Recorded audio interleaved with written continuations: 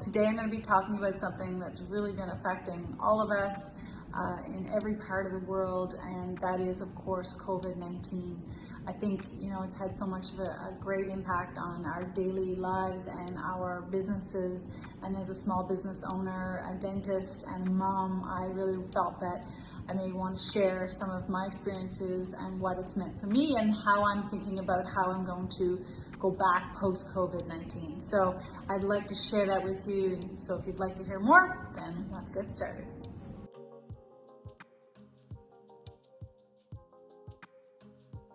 So the first thing I want to say, of course, is that I believe that so much good will come out of this.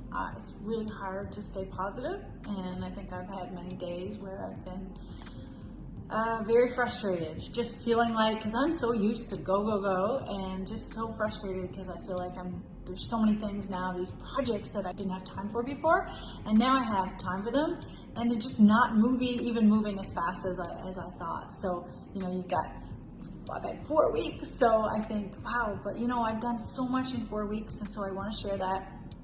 My life's been turned upside down in lots of ways, but we have a good life here in New Brunswick, and we have a very low number of cases, so it feels comforting to know that we're not in a big red zone. But at the same time, we wonder, when is this ever going to start to go away? As a business owner, now when we had our March break, it was the first week of March, and a lot of us were away for that week, and when we came back, we had a week back, and some teachers were not allowed back into school because they had come back after the Sunday, but for the most part, everybody went back to work. And so we had that 1 week where we were working. And the following, towards the end of that week, things were starting to get really, a lot of discussion about Italy and about just the virus itself. And so by Monday, the 16th of March, I made the decision at the morning meeting. I said, look guys, I know the waiting room is full of people, but I think we need to close. And they were relieved and they were happy that I had done that. We had not been mandated to be closed at that point, but I knew it was coming, and I felt that that was what should be done. One really good thing that's come out of this from a business perspective is that we've learned ways that now to connect and communicate with our patients better than we ever did before. So I've been working with, as a DSD clinic, we have amazing support from them in helping teach us how to do that. We've done messaging through email, through social media, and a lot of ways to connect with patients and make them feel reassured that maybe I wasn't even doing before, or maybe now going forward we're going to be able to do a lot more of that and help keep patients and help make dentistry more convenient for people. And again, the term teledentistry is being coined, and there's a lot of platforms out there where you can, safely, with HIPAA compliance, communicate with your patients. So that's something that's definitely been a learning curve and challenging at the same time, but I think going forward, that's going to really change the face of both medicine and dentistry. The team, on the other hand, we had a messenger group where we've always been communicating. We're very close, about 10 people in our team, but then I knew we wanted to, there's so much great CE through our social media platforms, and a lot of dentists were too. I mean, a lot of us, myself even, I'm developing some webinars, and I'm creating some courses for some young professional dentists as well. So since we have time, I set up a WhatsApp group for the team for them to, post links and for us to all share in our CE. So there's been a lot of great feedback, and then we kind of, on the group chat, we're like, did you watch this one? It was really great. And so I feel like that's been really great. Another thing that we've done is we've had a Zoom meeting once a week, and that has also been fun. We catch up we keep it light, but we keep it sort of positive too. And this last Zoom meeting that we had, again, 4 weeks out now, we've been out, I really had some good news to offer the team. And so I felt like it was just a relief, and it was a nice thing to be able to talk about. Dentistry is not going to change drastically according to the predictions and the professionals.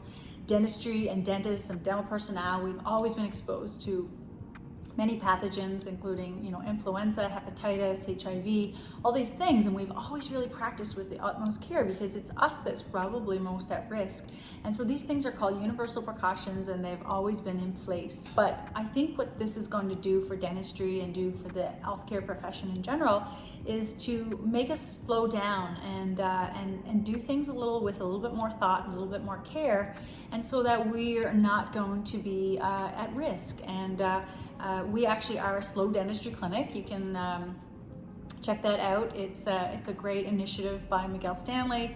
He's a dentist in Portugal, and we really do, have always, in the past, even prior to COVID, really practiced some very important safety precautions and made sure that our patients and our team were very safe. So I think, though, again, the profession is going to be strengthened by this, and that we're not going to be going around in spacesuits, but we are going to be very, very aware, and it's just allowing us to be, sharpen the pencil a little bit. And sometimes when you get things in the media and, you're just not sure, I think that's where a lot of the fears come. There's been so much fear spread through social media, although social media has been a great asset to kind of keep us all laughing and connected. And then there's also just been a lot of negativity as well. So interestingly, in Canada was started this group called caremongering. So instead of fear mongering, it's called caremongering. And so we actually started a group here in St. John, realizing that somebody else started a group in this, within a 24-hour span.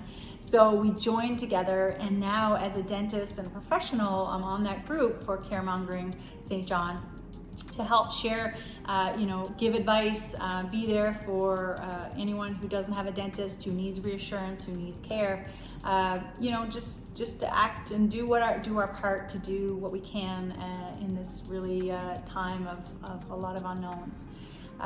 For as far as my patients go, we've been doing a lot of consultation through our messaging service and through, again, what I call teledentistry. So I'll get the patient to send me a photo of the problem, describe the problem, talk to them on the phone, prescribe something that they need.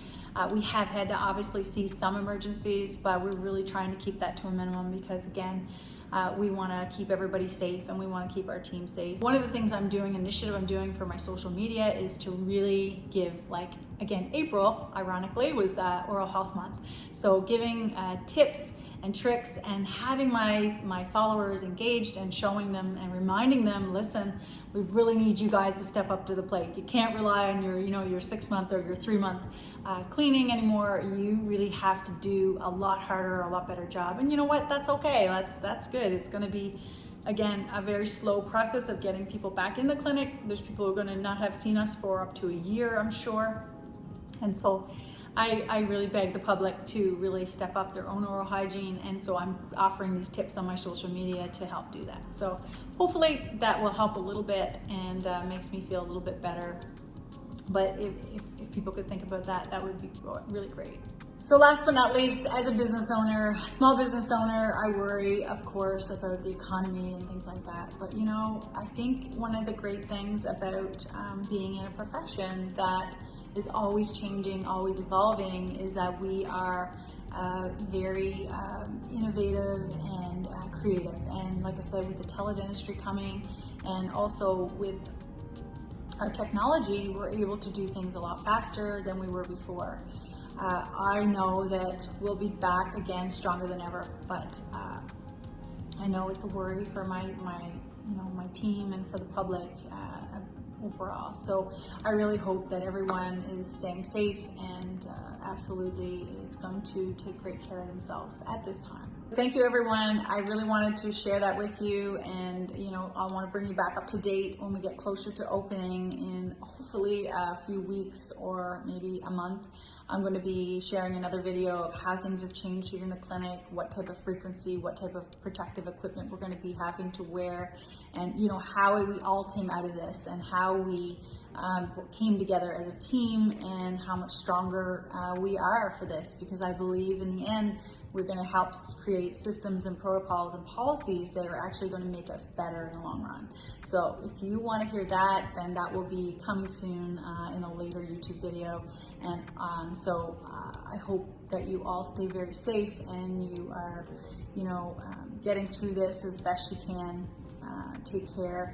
If you have any questions or comments, or you thought anything here was interesting, or you'd like to hear more about something, then please leave me a comment below or check out any of our social media platforms. Thank you. I'll see you soon.